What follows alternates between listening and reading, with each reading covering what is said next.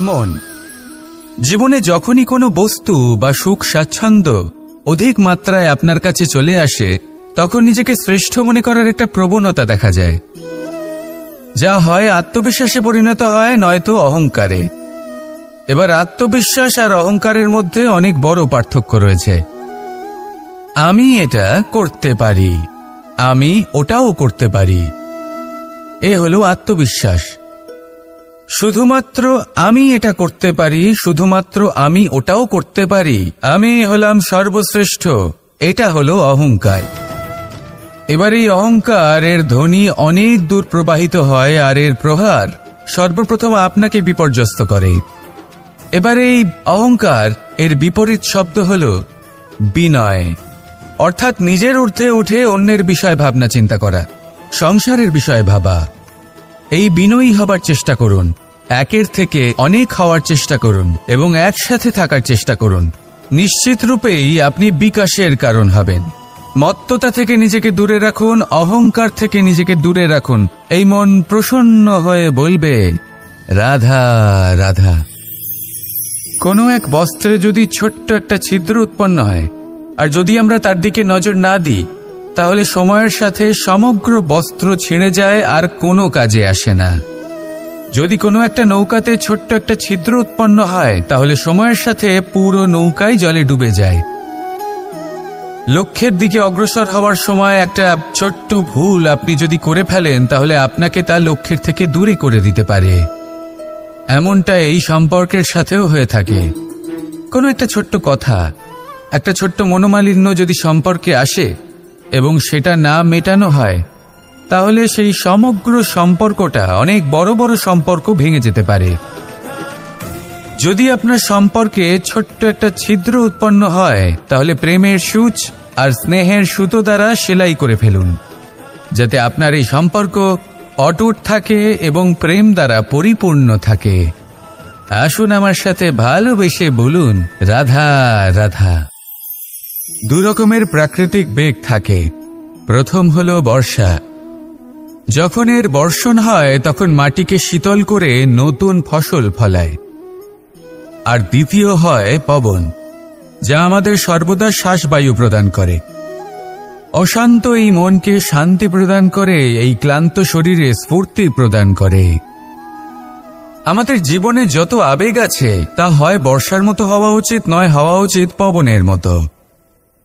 ক্রোধ, মতভেদ, বিবাদ, এগুলো হওয়া উচিত বর্ষার মতো। অর্থাৎ কিছু সময় পরে যেন এরা নিজে থেকেই ছিন্ন ভিন্ন হয়ে চলে যায়। আর যদি পবনের মতো কোনো আবেগ থাকা উচিত, তা হল প্রেম, যা সর্বদা শ্বাসবায়ু প্রদান করে, সবসময় সাথে থাকে।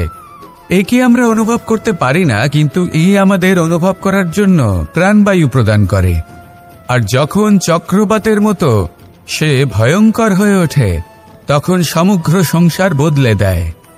এর সারমর্ম একটাই, শক্তি। মতভেদ, ক্রোধ, বিবাদের মধ্যে নেই। শক্তি যদি থাকে, তা আছে প্রেমের মধ্যে। তাই এই প্রেমকে মনের মধ্যে রাখুন আর আমার সাথে বলুন, রাধা রাধা।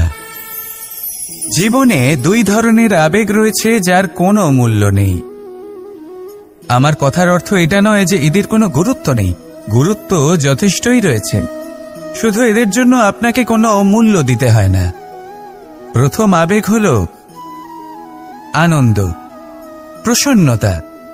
এটা আপনি যে কোনো জায়গায় খুঁজে পেতে পারেন, যদি আপনি খুঁজে পেতে চান। আপনি কোনো পুষ্পের সৌন্দর্য দেখে প্রসন্ন হতে পারেন। বায়ুর কারণে যখন একটি বৃক্ষ শিহরিত হয়, সেটা দেখে আপনি প্রসন্ন হতে পারেন। একটা ছোট্ট শিশুর কলরব শুনেও আপনি প্রসন্ন হতে পারেন। একটা ক্রন্দনরত বালককে হাসিয়ে আপনি প্রসন্ন হতে পারেন। সবকিছু আপনার উপর নির্ভরশীল। সেখানে আরেকটি আবেগ হল দুশ্চিন্তা। মানুষ বড়ই দুশ্চিন্তা করতে থাকে। আজ আমি এই কাজ করেছি, সেই বিষয়ে চিন্তা।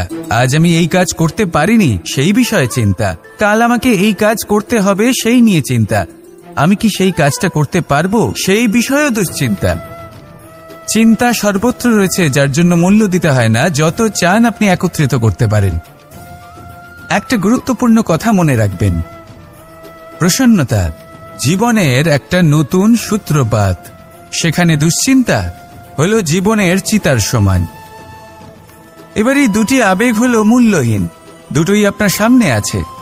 কোনটা চয়ন করবেন আপনি, দুশ্চিন্তা নাকি প্রসন্নতা? সিদ্ধান্ত আপনারই। আসুন আর আমার সাথে ভালোবেসে বলুন রাধা রাধা। জীবনের প্রত্যেক মুহূর্ত আমাদের কিছু না কিছু শিক্ষা দেয়, নির্ভর করছে আমাদের দৃষ্টিভঙ্গির উপর। যেমন নদী হলো আমার অত্যন্ত প্রিয়, নদীতে ভ্রমণ করতে আমার খুব ভালো লাগে। কি বলেন? নদীতে সবসময় নতুন কিছু থাকে, ও পুরনো কিছুই নিয়ে বসে থাকে না। সবসময় প্রবাহমান, কখনো থামে না। ততক্ষণ থামে না যতক্ষণ না সাগরে গিয়ে সমাহিত হচ্ছে। ঠিক এইভাবেই আমাদেরও উচিত নিজের জীবন অতিবাহিত করা, নদীর মতো। প্রত্যেক মুহূর্ত নতুন, তাই সেইভাবেই জীবন যাপন করুন। পুরনো কিছুই একত্রিত করে রাখবেন না, বিগত স্মৃতির মাঝে নিজেকে হারিয়ে ফেলবেন না। এই যে বর্তমান, এই যে মুহূর্ত, সেটাই হলো সর্বশ্রেষ্ঠ। এর মাঝেই জীবন যাপন করুন। নদীর মতো প্রবাহমান হতে শিখুন। আপনি শিখে গেলে তাহলে মনে রাখবেন, আমার আপনার মাঝে বিচরণ করতে বড়ই ভালো লাগবে। যে ব্যক্তি আনন্দের সাথে জীবনের প্রত্যেকটা মুহূর্ত অতিবাহিত করে কোনো চিন্তা ছাড়াই প্রবাহমান হয়, কখনোই থামে না যতক্ষণ না মুক্তি লাভ করছেন, এমন ব্যক্তির মধ্যেই রাধাকৃষ্ণ বসবাস করেন। তাহলে আসুন আমার সাথে ভালোবেসে বলুন রাধা রাধা। আপনি অবশ্যই কোনো গাছ দেখে থাকবেন যেখানে অনেক ফল রয়েছে। সেই গাছের ডালগুলি নিজে থেকেই নত হয়ে যায়। কেন? যাতে মানুষ, প্রাণী, এরা সকলে যাতে সেই ফল খুব সহজে গ্রহণ করতে পারেন। এটাই হলো প্রকৃতির শিক্ষা, এটাই হলো প্রকৃতির নিয়ম। মানুষেরও কিছুটা এরকমই হওয়া উচিত। যদি আপনি সাফল্যের চরম সীমায় পৌঁছে যান, অনেক বেশি ধন অর্জন করে ফেলেন, তখন মনে রাখবেন যে আপনি যেন অহংকারী না হয়ে পড়ে। বিনম্র থাকতে হবে। সেই ধনকে ব্যবহার করতে হবে উচিত কাজের জন্য। সেই ধনের দ্বারা সমাজের মঙ্গল করা উচিত। সকল মানুষকে সাহায্য করা উচিত যাদের ধনের অভাব আছে। যদি ধনী হওয়া সত্ত্বেও আপনি ধনের সদ্ব্যবহার এই সমাজের মঙ্গলের জন্য, তার ভালোর জন্য না করেন, যদি আপনি ধন দান না করেন, তাহলে এই ধন অহংকার রূপী বিষে পরিণত হয়ে আপনাকেই নাশ করবে। তাই ফলে ভরা গাছের মতো নত হয়ে থাকুন, বিনম্র হয়ে থাকুন, দান করুন, আর আমার সাথে ভালোবেসে বলুন রাধা রাধা। মধু কারই না পছন্দ বলুন তো? অত্যন্ত সুস্বাদু হয় এই মধু, মিষ্টি খেতে হয় এবং তা শক্তিও প্রদান করে। এবং প্রত্যেকটি মিষ্টি পদার্থের মতোই এতেও খুব তাড়াতাড়ি পিঁপড়ে ধরে যায়। অন্যদিকে যদি নুনকে দেখি, তাহলে বছরের পর বছর রাখলেও এতে পিঁপড়ে ধরে না। এবার যদি কথা বলি বন্ধুত্বের, তাহলে বন্ধুত্ব নুনের মতো হওয়া উচিত, মধুর মতো নয়। যারা সামনে এলে শুধুমাত্র মধুর মধুর কথা বলবে, পরে এতে পিঁপড়ে ধরে যাবে। এটা নুনের মতো হওয়া উচিত। প্রকৃত বন্ধু হলো সে যে সময় এলে পরে আপনার সামনে আপনার প্রকৃত সত্য তুলে ধরবে, তা সে যতই কঠিন হোক না কেন। আপনার দোষ, আপনার অপগুণ, আপনার খামতি আপনাকে বলতে পারবে, যাতে আপনি সেগুলো শুনে মেনে নিয়ে তারপর নিজেকে শুধরোতে পারেন। এটাই হলো প্রকৃত বন্ধুত্ব। কখনো নিজের জীবনের আশেপাশে মন দিয়ে দেখবেন, অনেক সময় এমন মানুষ থাকেন, অনেক বন্ধু থাকেন, যাদের দেখে আমাদের মনে হয় যে এনারা খুব কঠোর, এনাদের কথা খুব কটু। কিন্তু বেশিরভাগ এমন মানুষের মনটা যদি বুঝতে পারেন, তাহলে দেখবেন তাতে কোনো মালিন্য নেই। এনাদের মন অত্যন্ত পবিত্র হয়। যদি আপনার জীবনেও এমন কোনো ব্যক্তি থেকে থাকে, এমন বন্ধু থাকে, তাহলে তাদের আগলে রাখুন আর আমার সাথে ভালোবেসে বলুন রাধা রাধা।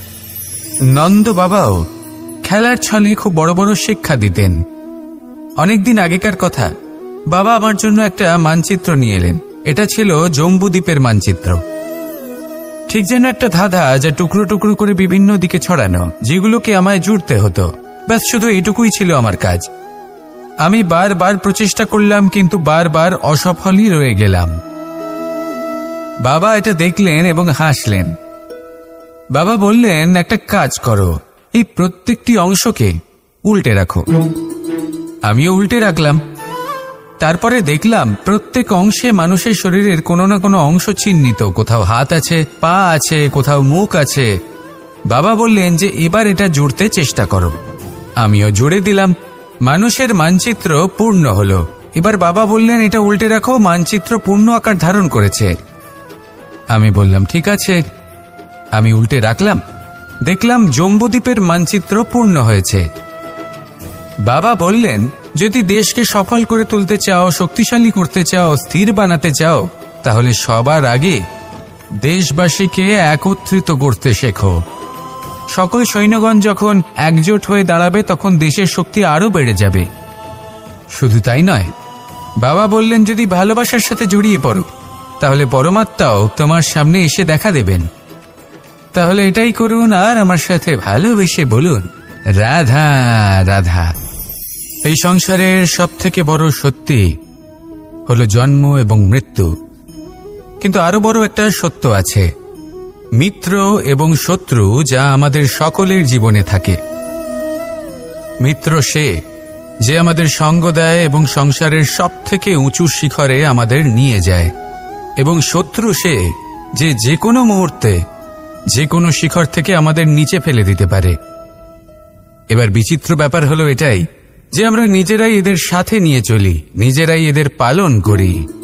তা কি করে? প্রথমে বুঝুন, এই মিত্র এবং শত্রু কারা? আপনার নিজের মন, আর কেউ নয়। এই মনই হলো মিত্র, যখন তাতে ভারসাম্য বজায় থাকে, তা নিয়ন্ত্রিত থাকে, তা পবিত্র হয়। কিন্তু যদি এই মন অনিয়ন্ত্রিত হয়ে পড়ে, যদি আপনাকে সে নিয়ন্ত্রণ করতে শুরু করে, তখন সেই আপনার সব থেকে বড় শত্রু হয়। সেই জন্য এই মনের ওপর নিয়ন্ত্রণ রাখতে শিখুন, এতে ভারসাম্য বজায় রাখতে শিখুন। তাহলে আপনি এমন এক বন্ধুকে পাবেন যে আপনাকে এই সংসারের শিখরে পৌঁছে দেবে। আসুন আমার সাথে ভালোবেসে বলুন, রাধা রাধা। মুক্তোর এই মালা দেখতে কত সুন্দর হয়, তাই না? যিনি ধারণ করেন তাকেও এটা শীতলতা প্রদান করে, আর যে ব্যক্তি দেখে তার চোখও এই দৃশ্য দেখে শান্তি উপলব্ধি করে। কিন্তু ভাবুন, যদি এমন কিছু হয় যে সুতো দ্বারা এই মুক্তোর মালা তৈরি হয়েছে সেটা কেউ ছিঁড়ে দেয়, তাহলে এই মুক্তোর মালা ছিঁড়ে যাবে আর সমস্ত মুক্ত মাটিতে পড়ে যাবে, ছড়িয়ে পড়বে। তখন কি আমরা এটা ভাববো যে এটা তো মাটিতে পড়ে থাকা বস্তু, এটা আমি তুলব না? ভাববো না, তাই না? আমরা নিচু হয়ে একটা মুক্ত কুড়িয়ে নিই এবং আবার এদের সুতোর মধ্যে প্রবেশ করাই। কেন? কারণ এই মুক্ত হলো বহুমূল্য। এতে কোনো সন্দেহ নেই যে এই মুক্ত হলো বহুমূল্য। কিন্তু এর থেকেও অনেক বেশি বহুমূল্য হলো আমাদের জীবনে আমাদের সম্পর্ক, আমাদের বন্ধু বান্ধব। এই সম্পর্কেও কখনো কখনো বিবাদ হয়, মনোমালিন্য হয়, এগুলোও ছড়িয়ে যায়। আর সেই সময় এই মুক্তোর মতোই নত হয়ে আমাদের এই সম্পর্কগুলিকে হাতে তুলতে হবে, এদের জুড়তে হবে, এদের আগলে রাখতে হবে, কারণ এদের থেকে বহুমূল্য আর কিছুই নেই। আর যদি এই কাজটা আপনি শিখে নিতে পারেন, তাহলে আপনার জীবনের এই সম্পর্ক, এই বন্ধুত্ব সবসময় আপনাকে বল প্রদান করবে, আনন্দ প্রদান করবে, আর এই মন সুপ্রসন্ন হয়ে বলবে, রাধা রাধা। হয়তো আপনার মনে কখনো এই প্রশ্ন আসতে পারে যে ইমারত কেন নির্মাণ করা হয়, কেন উৎসব পালন করা হয়, কেন মানুষ নিজেদের জন্মদিন পালন করেন, কেন দোল, বিজয়া দশমী, রাখি, দীপাবলির মতো উৎসব পালন করা হয়? যদি এগুলো পালন না করা হয় তাতে কি যায় আসে? যদি এই দোল উৎসব পালন না করা হয়, তাহলে কি এই সংসার ভুলে যাবে যে নারায়ণের প্রতি ভক্তির কারণে ভক্ত প্রহ্লাদকে অগ্নি স্পর্শও করতে পারেনি? যদি বিজয়া দশমী পালন না করা হয়, তাহলে কি এই সংসার ভুলে যাবে যে এই দিনে শ্রীরাম রাবণকে বধ করেছিলেন? যদি আমরা দীপাবলির এই উৎসব পালন না করি, তাহলে কি এই সংসার এটা ভুলে যাবে যে অযোধ্যাতে অমাবস্যার এমন এক রাত এসেছিল যে রাত্রে অযোধ্যা পূর্ণিমার থেকে বেশি উজ্জ্বল হয়ে উঠেছিল? যদি এই রাখি উৎসব পালন না করা হয়, তাহলে কি এই সংসারের ভাই এবং বোনেরা একে অপরের প্রতি ভালোবাসা কি সেটা ভুলে যাবেন? বিষয়টা ভুলে যাওয়ার নয়, বিষয়টা হলো মনে রাখা। যখন জীবনে আমরা কোনো একটা স্থানে পৌঁছই, উপলব্ধিগুলোর উৎসব পালন করি, যাতে সেই মুহূর্তে আমরা সকলের মধ্যে আনন্দ ছড়াই এবং মানুষ সেই মুহূর্তটা মনে রাখেন। এই স্মৃতিগুলোই মানুষের মধ্যে বিশ্বাসের জন্ম দেয়। এই বিশ্বাস যে আগামী যেদিন আসছে তাতে আরও আনন্দের সম্ভাবনা রয়েছে। ভালোবাসার এই উৎসব, ভালোবাসার এই পার্বণ, এটা মানুষের মনে বিশ্বাসের জন্ম দেয় যে প্রত্যেক যুগে কেউ না কেউ এসেছে এবং পরবর্তীতেও আসবে। তাহলে আসুন আমরা ডুবে যাই আমার লীলার এই প্রেম যাত্রায় এবং ভালোবাসার এমন একটা উৎসব পালন করা যাক যা এই সংসার যুগ যুগ পর্যন্ত মনে রাখবে। তাহলে আসুন আর আমার সাথে ভালোবেসে বলুন, রাধা রাধা। এ হলো এক আম গাছ, আর খুব যত্ন সহকারে আমি এটা বড় করেছি। প্রথমে বীজ বপন করেছি, তারপর সিঞ্চন করেছি, তারপর এর থেকে অঙ্কুর বেরিয়েছে, তারপর দিন প্রতিদিন আমি এতে জল দিয়েছি। আস্তে আস্তে ওর পাতা বেরিয়েছে, তারপর ও একটা গাছের আকার ধারণ করেছে। এইভাবেই যদি প্রতিদিন আমি ওর দেখাশোনা করি, তাহলে নিশ্চিত রূপে এর শিকড় আরো দৃঢ় হবে এবং একটা বিশাল গাছের আকার ধারণ করবে, যার থেকে কিছু ডাল জন্ম নেবে, আর তাতে আমি পাবো কিছু মিষ্টি সুস্বাদু আম ফল। এবার আম তো সকলের প্রিয়, সকলের পছন্দের ফল, সকলে খেতে চান, কিন্তু আম পাওয়ার জন্য আগে আপনাকে সেই গাছের যত্ন নিতে হবে। যদি আপনি গাছ লাগিয়ে তারপর ভুলে যান, তাহলে সেই গাছের কি হবে? তার অস্তিত্বটাই মুছে যাবে, তাই না? আমাদের সম্পর্কগুলো কিছুটা এরকমই হয়। যদি সম্পর্ক জুড়ে আপনি ভুলে যান, তাহলে তার অস্তিত্বই মুছে যাবে। তাই শুধুই সম্পর্ক গড়বেন না, তাকে পালনও করুন। নিশ্চিত রূপে আপনার এই সম্পর্করূপী বৃক্ষের ডালে আনন্দের মিষ্টি সুস্বাদু আম ফল নিশ্চয়ই পাওয়া যাবে। তাহলে প্রত্যেক দিন প্রত্যেক সম্পর্ক পালন করুন, তার থেকে আনন্দ লাভ করুন। এই মন ভালোবেসে বলবে, রাধা রাধা।